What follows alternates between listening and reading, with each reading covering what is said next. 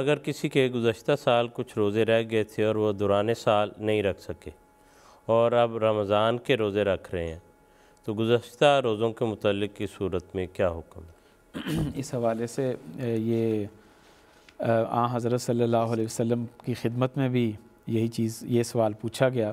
تو حضرت صلی اللہ علیہ وسلم نے اس موقع پر فرمایا کہ دیکھیں اس کو یہ چاہیے کہ جو ابھی کرنٹ رمضان چل رہا ہے وہ کوشش کرے کہ وہی رمضان جس میں وہ ابھی موجود ہے اس کے پہلے روزے رکھے، اور جو رہ گئے ہیں چونکہ اس کے لیے تو اللہ تعالیٰ نے فرمایا فَعِدَّةٌ مِّنْ أَيَّامٍ أُخَرَ کہ دوسرے دیگر دنوں میں بھی رکھ سکتے ہو، تو وہ رمضان گزرنے کے بعد پھر وہ روزے رکھ لے، لیکن ساتھ ہی فرمایا کہ وہ فدیہ بھی دے دے، اگر اس کے پاس توفیق ہو تو وہ فدیہ بھی دے دے۔ اور جیسا کہ پہلے ذکر ہو چکا ہے کہ حضرت مسیح موعود نے فرمایا فدیہ کیوں دیا جائے؟ اب دیکھیں فدیہ سے حضور نے فرمایا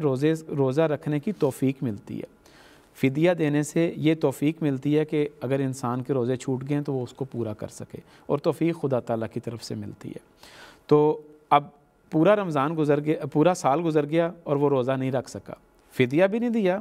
اور روزہ بھی نہیں رکھا، اگر وہ فدیہ دے دیتا تو اس کو اگلے رمضان سے پہلے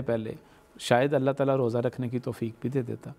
تو اس لیے ایسے تمام لوگوں کے لیے یہ ہدایت حضرت صلی اللہ علیہ وسلم کی موجود ہے،